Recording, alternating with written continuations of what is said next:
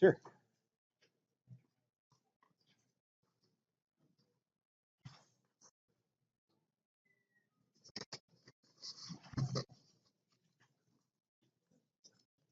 Is that the 3 carts connected, a 1, a 2, and a 3 kilogram? Okay.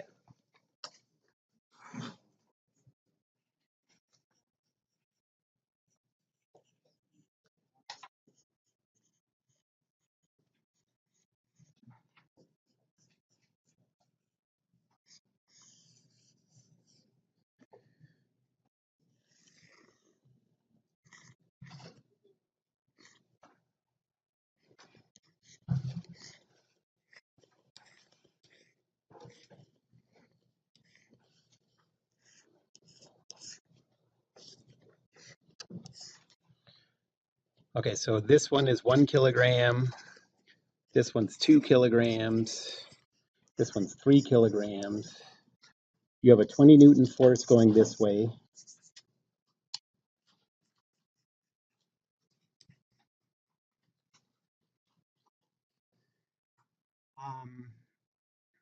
And it asks a few things. What's the acceleration vector of all of them? What's the force vector applied to the 3 by the cable, the 1 by the cable, 2 by one of the cables, blah, blah, blah. Okay, so the first thing we have to do, even if it doesn't ask for the acceleration, is almost always calculate the acceleration by isolating all of the things together. So a free body diagram of the whole system.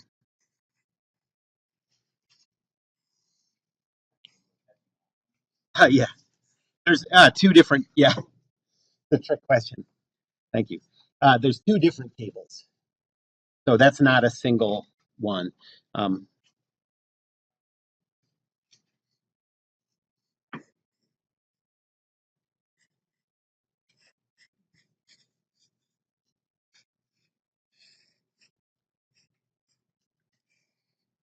Okay, so when we isolate the whole system like this, the forces applied by the cable, they're internal. So the only external forces are a weight force that's equal to the mass of the whole thing times 9.81. So that's 58.86. And then a normal force pushing up from the ground. And then a 20 Newton force that way. So Newton's second law. And on rolling and sliding problems, we always use a coordinate system with the y-axis out of the surface. And so in this case, that ends up just being our usual coordinate system.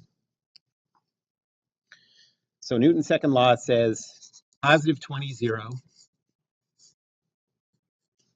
plus 0, negative 58.86,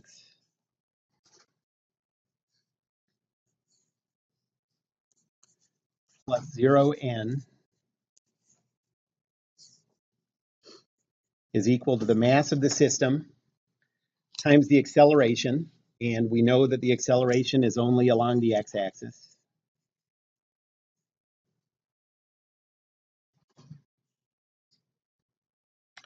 So the y equation here tells us that n is 58.86.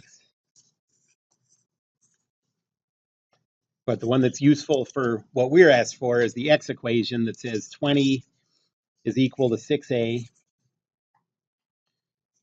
And so a is equal to 3 and 2/3. 3.3 repeating meters per second squared. And what we're looking for is the acceleration vector. That's this thing. But we just didn't know what the value a was yet.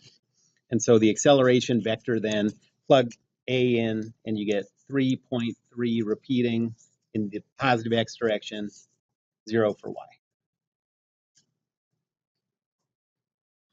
And now we want to calculate some things about forces, force vectors the cable applies to different carts.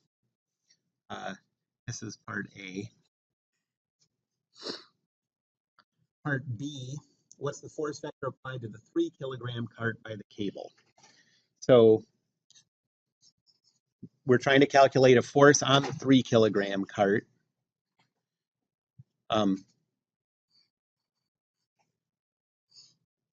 so I'm going to isolate the 3 kilogram cart. We have a downward force of 3 times 9.81, an upward force that I'm going to call N3. That's not the same normal that we had when we isolated all of them, because this is just the part of the normal force acting on one of those carts. The one up above is all of them added together. And then on the 3 kilogram, we have 20 newtons going this way. And then we have a cable force going this way.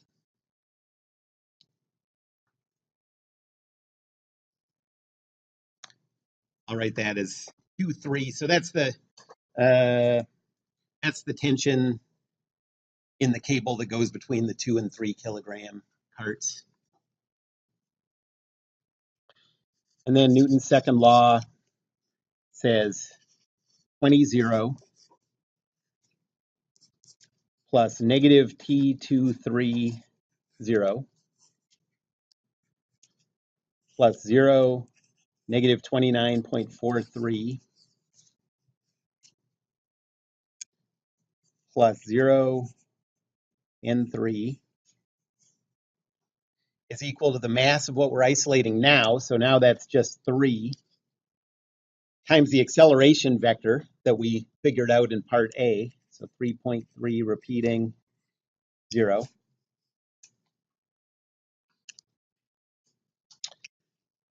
And so the X equation here says 20 minus T23 is equal to 10.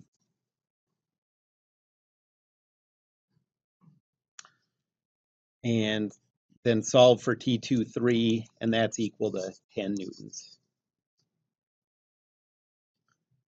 But it asks for the force vector, and this is the force vector that's applied to the 3 by the cable. So now we want to plug this value back into that vector, and we get the force on 3 by the cable. That's a long subscript, but it's equal to negative 10, 0.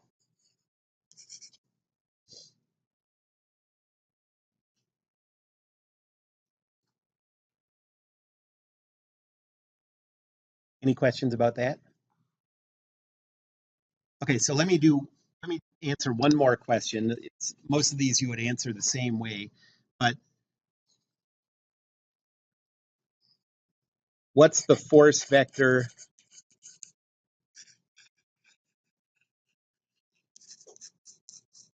applied to the 2 kilogram cart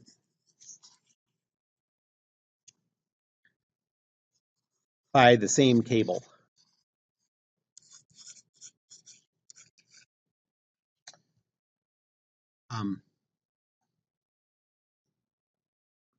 Well, the cables that we deal with, because we're not including mass, the tension is the same all the way along the cable. So this tension that we figured out here that's the magnitude of the force vector it applies to the 2 also. That's the tension over by the 2 kilogram too. But the direction is different. So if we think of a free body diagram of the 2 kilogram cart, we have a weight force and a normal force. And we have a force over here from a different cable.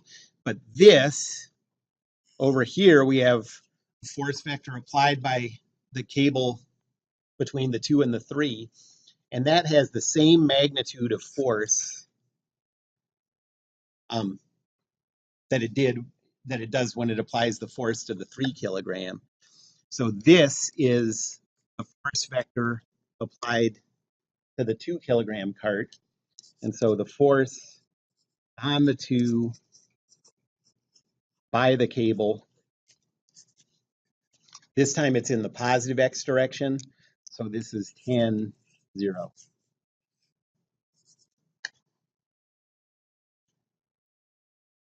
Any questions about that?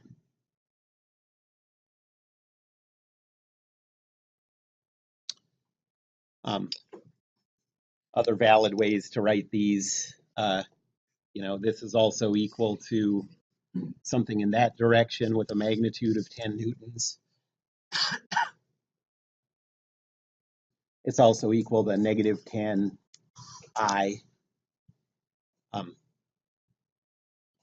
And, depending what classes you take and who the professors are and whatever, like you're going to have to sort of go back and forth between these. And this one is equivalent to a force this way with a magnitude of 10 newtons, and it's equal to positive 10 newtons I. Newtons in there.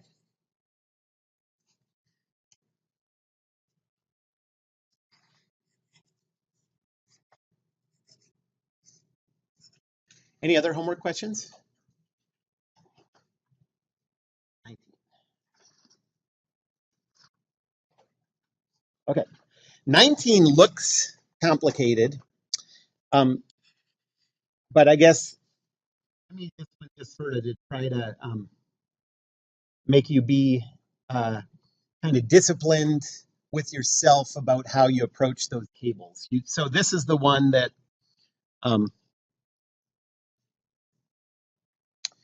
you have a box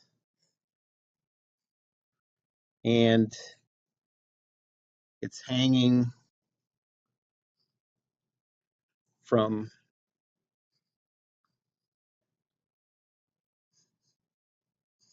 cables that go through a pulley system like this.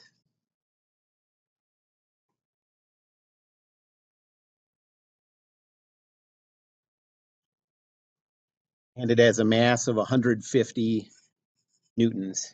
And you look at it and you're like, oh my gosh, all these angle changes, and you're given these angles. But if you isolate the mass,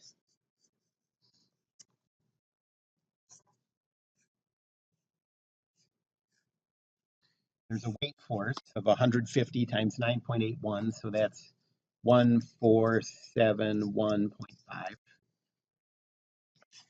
And you go around the boundary of the object, looking for where the surroundings make contact. And there are only 2 places. There's a force, a pulling force applied by the cable there, and a pulling force applied by the cable there. And since those are the same cable, they've just gone through pulleys. They apply the same force. The tension is the same. And so now really all we have to do is figure out the components of those 2 angled forces. So if this is the coordinate system, that first cable makes an angle of 40 degrees with the positive x-axis. And so this force is just going to be, it has a magnitude of t. So this force vector is going to be t times the cosine of 40, t times the sine of 40. And then the other one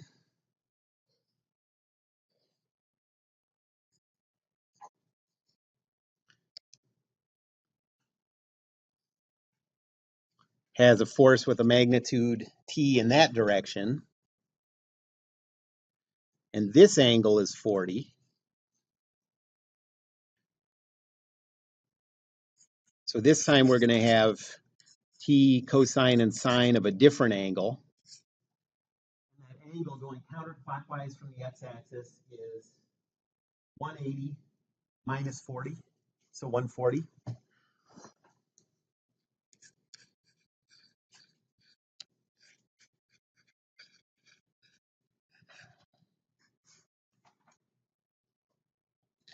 And so Newton's second law says 0, negative 1471.5 plus cosine and sine of 40, that's 0.766 t, 0.643 t. T times cosine and sine of 140 is negative 0.766 t, positive 0.643 t. Since this is just hanging there, there's no acceleration. It's just sitting in place. And so these are equal to the mass times an acceleration of 0. So that's just a 0 vector.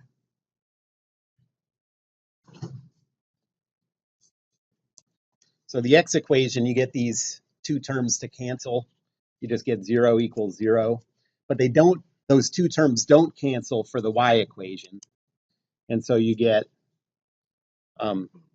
negative 1471.5 plus 0.643 t plus 0.643 t is equal to 0, or 1.286 t is equal to 1471.5, and is that the one that comes out to be 1144.1? 1144.1 newtons.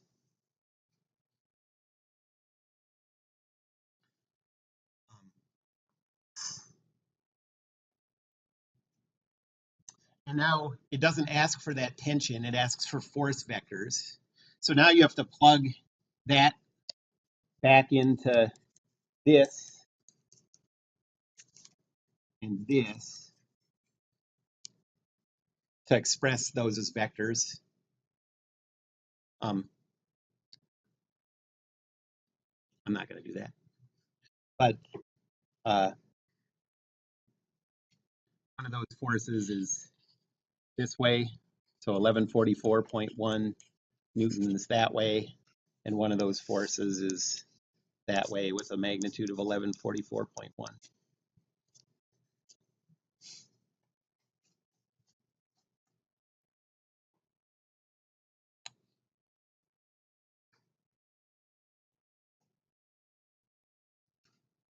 Any questions about that?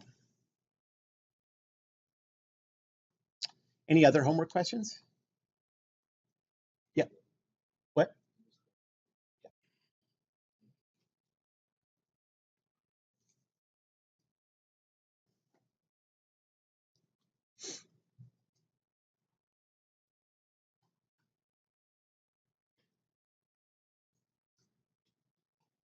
We do a little bit like lab questions. Yes. Let me just make sure there's no more homework, and then I'll.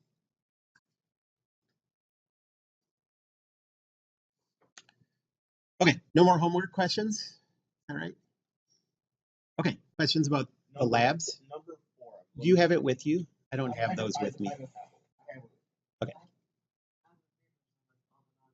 Okay. I think he might have it here too. It's number in that direction. It's Okay. like number 4. I can't tell if it's a constant or this one right here. Okay. The last question for the motion. Number 4 on net force direction.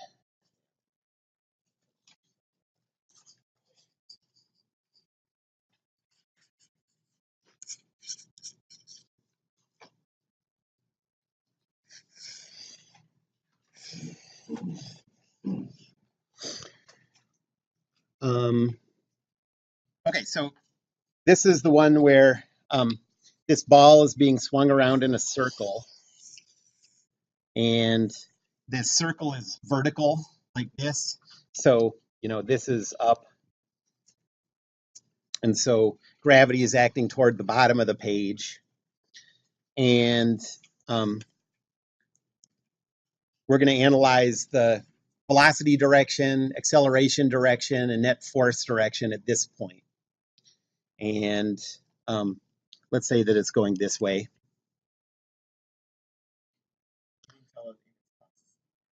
Okay, right. So in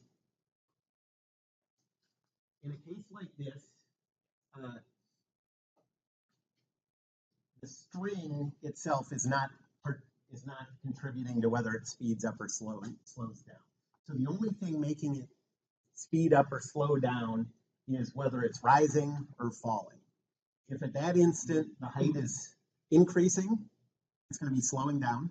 Okay, like think of riding a skateboard and you get to a little hill. You know, as you go up the hill, you slow down. If you make it to the top of the hill without stopping first, then as you go down the other side of this little bump, you speed up. And that's something that speed is only affected by gravity, always does that. It slows down as it rises and speeds up as it falls. So at every point in this problem, you just have to ask yourself, at that instant, is the height increasing or decreasing? There are 2 points in this circle where the height isn't changing. One is all the way at the bottom, and one's all the way at the top. Those are the only 2 points. So here the height isn't changing, so it's not changing speed. Yeah, at that instant it's constant speed, but it's not constant the whole way around. So the velocity is this way. Since the speed isn't changing, there's no parallel part or no tangential acceleration. So the only acceleration is centripetal, and that's the total acceleration. And because the total acceleration is that way, Newton's second law says the net force is also that way. So if you add up all the forces, and the forces there are only 2 individual forces acting, the weight and the string force. If you add those 2 up, you get a total force vector.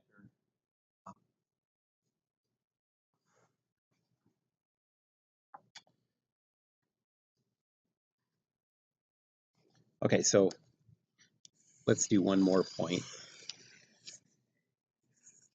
Okay, so let's do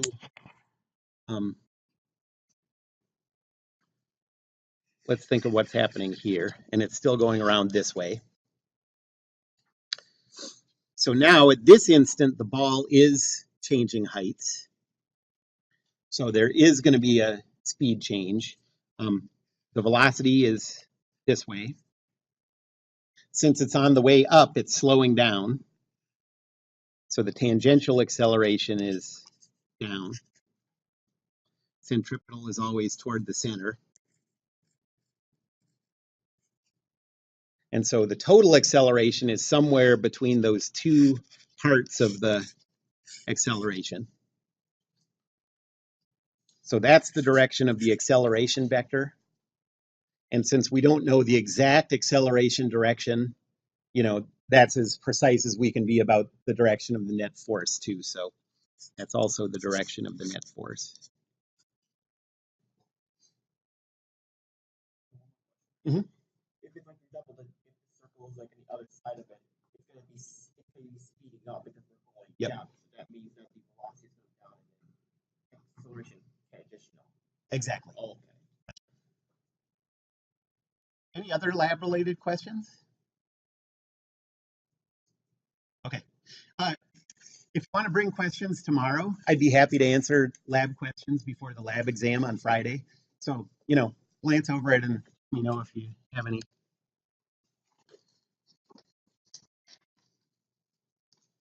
Okay.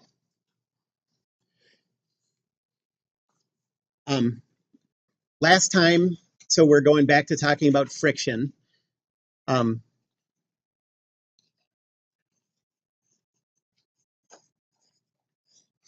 We talked about static friction.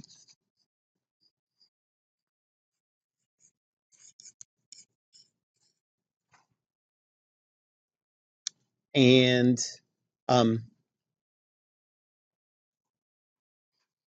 you can think of this as providing whatever force is required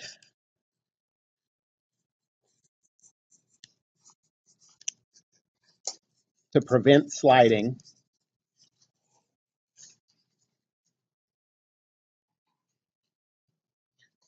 up to a maximum value, up to mu sub s times the normal force. And if a bigger force than that is required to prevent sliding, then it'll start to slide. So now we're going on to kinetic friction.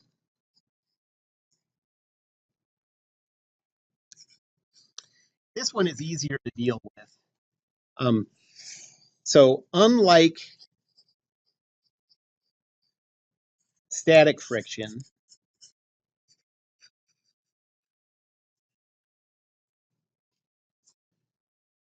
kinetic friction is always calculated the same way.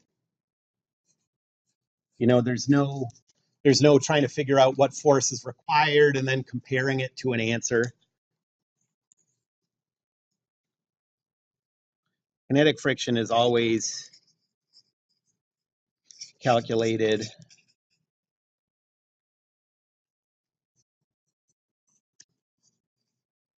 the same way.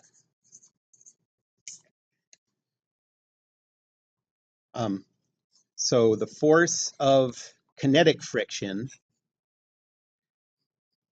is equal to the coefficient of kinetic friction. So notice that as a different subscript, but it's still that Greek letter mu. It's still a coefficient of friction, times the normal force. That's the magnitude. And then the direction.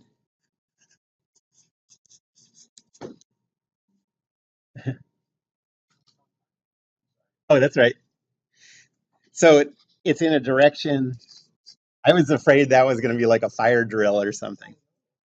But I'm like, that must be such a small fire.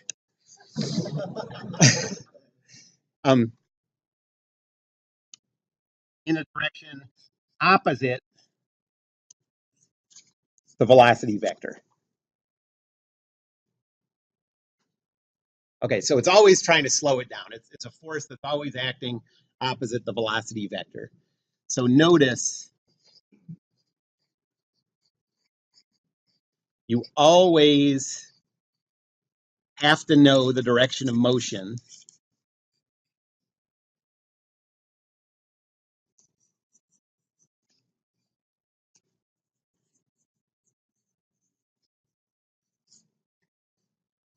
to calculate kinetic friction.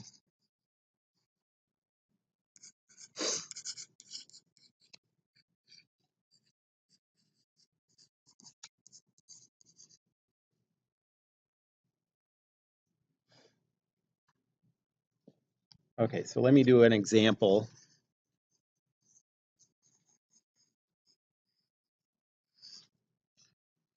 So let's say there's a block on a 20-degree incline.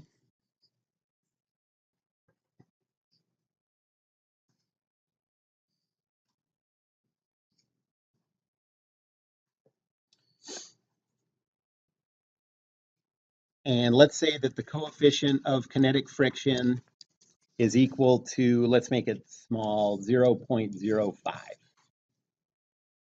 What are the units of coefficient of kinetic friction? No units. Both of those coefficients have no units. And you can see that from the equation for the force. The force of friction is in newtons, normal force is in newtons, and so this has to have no units.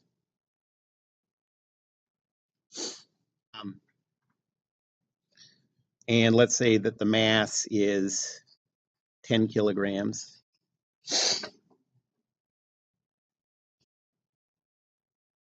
And let's calculate the force of friction vector if at this instant the block is sliding down the incline.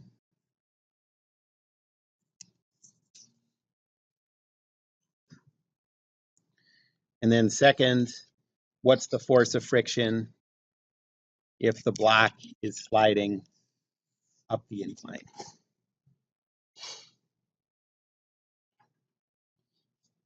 before I go into these calculations, okay, so what are the forces acting? There's just a normal force and a weight force.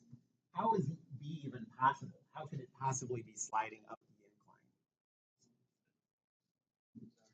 Yeah, I mean, we know there's no force going up right now, but the velocity doesn't care about the forces happening right now. Velocity only cares about the forces that happened in the past. Okay, and so this is an example where like there was a force that got it moving up the ramp, got it sliding, and then that force disappeared, and that's when we do this analysis. Okay, so if you ever look at a problem and you're like, how could it be going up? There's nothing making it go up. That stuff already happened. Velocity is like sort of a history of past accelerations. I like that. That's like science fiction-y sounding. Okay, so part A, a free body diagram.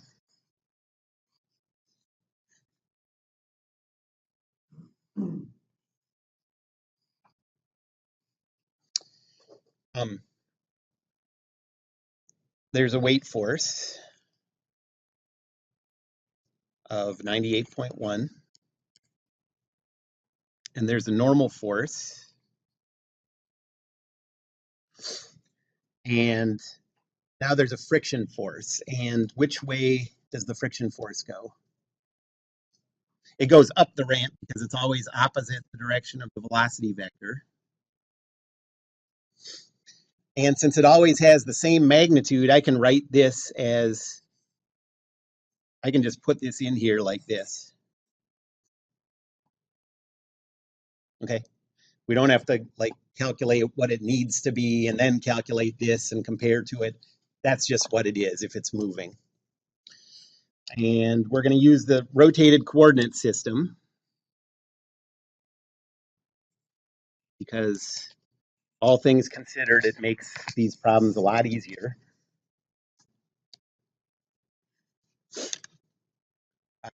Yes.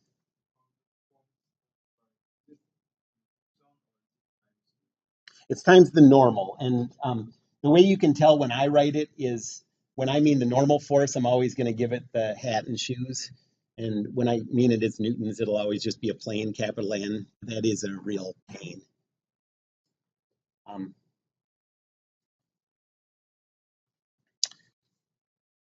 Okay, so the only thing that we have to figure out components for using cosine and sine is the weight force. So let's figure out what that is first. Once we get that for part A, that won't change for part B. So that's good.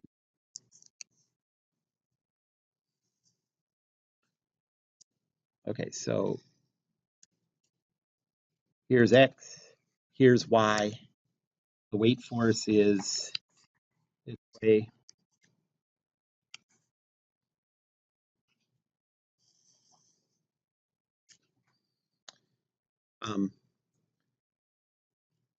Whatever the angle is with the horizontal, that's the angle between the weight force and the negative y-axis. So we know that this angle is 20 degrees.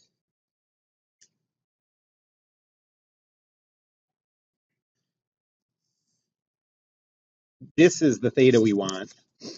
And in this configuration, it's 270 to get to the negative y-axis, and then we have to go 20 more. So this is 290.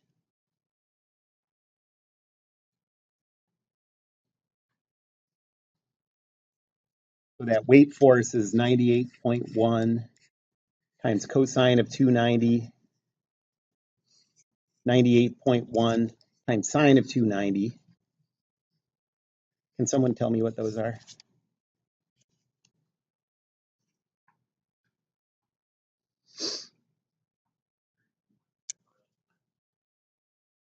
Okay.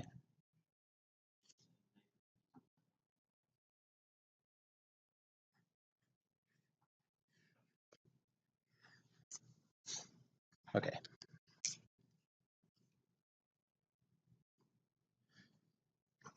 So now Newton's second law,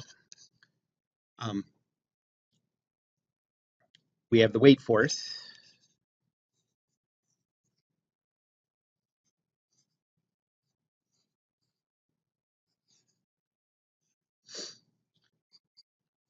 And the normal force is always just 0n. The friction force is always has only an x component, but it can change signs. In this case, that's in the negative x direction. So that's negative 0.05 and 0 for y. That's all the forces. And then this is equal to 10 times the acceleration, which is only in the x direction. Well, in problems like this in the past, we've just skipped calculating the normal force because we haven't been asked for it, and these problems usually don't ask for it. With friction, since you need that n to figure out what the friction force is, we have to use the y equation first to find n, and then plug that value into the x equation in every one of these problems. Okay, so the y equation says, negative 92.18 plus n is equal to 0. So n is equal to 92.18. And now we'll plug that into the x equation. And we get 33.55 minus 0.05 times 92.18 is equal to 10a. Can someone calculate a for me?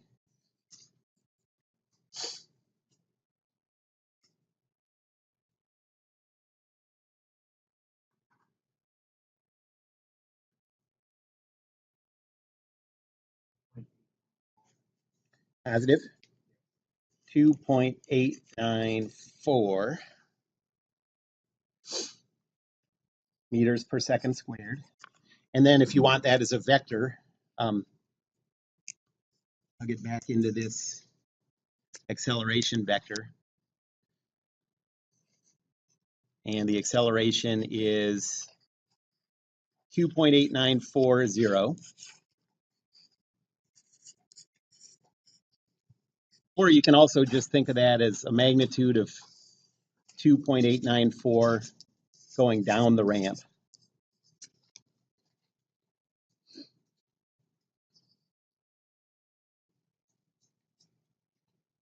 Okay, so we did this one with the velocity sliding down the ramp. Is it speeding up or slowing down?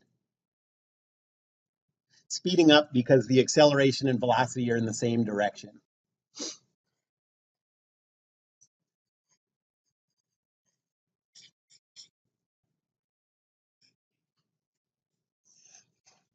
Because V and A are both in that direction.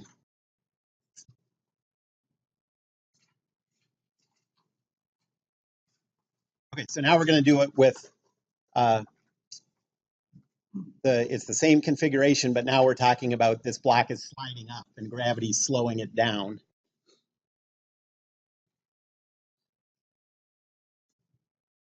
So what's going to happen here? So free body diagram.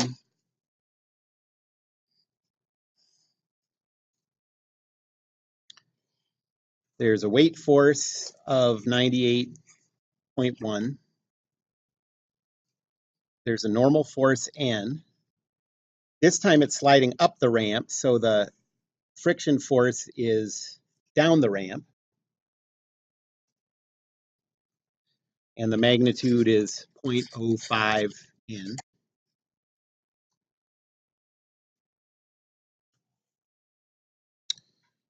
Newton's second law says, the weight force is the same as it was before, 33.55, negative 92.18. The normal force is 0n.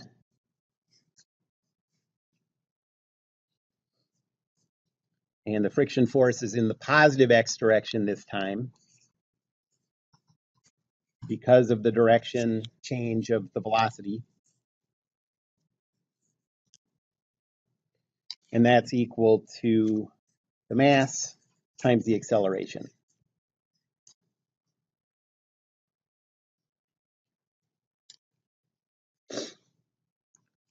So the y equation says the normal is the same as it was before, 92.18. Plug that into the X equation, and you get 33.55 plus the same friction force we had before, but in the other direction, is equal to 10A. So this time, what do you get for A? 3.82 meters per second squared. And so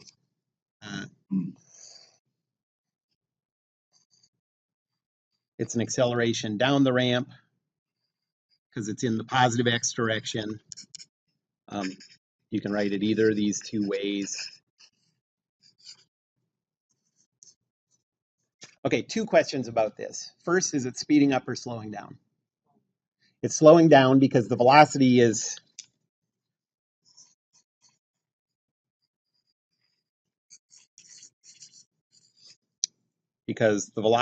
this way and the acceleration is this way.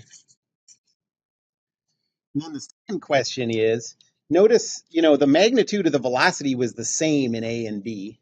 And that's because the normal was the same in both of them. And you calculate that friction force as the coefficient times the normal. So how is it that the acceleration changed?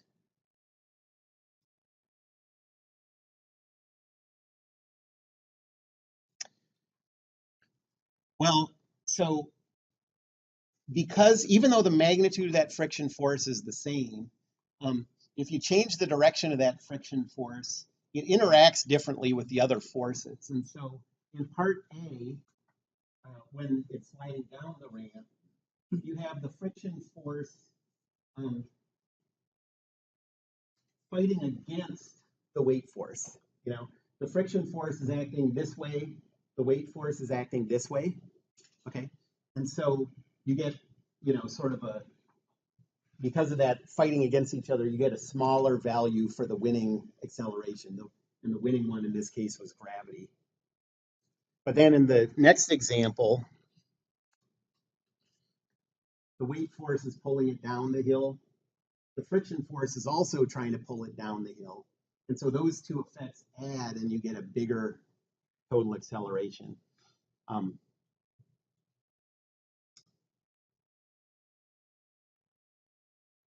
Yeah, that's all. Any questions about that? Okay, let's stop there. So I'll give you some friction problems to work on today. I'd be happy to answer questions about those tomorrow or lab stuff tomorrow. And then when we're done with that, we'll go on to the last type of forces, springs.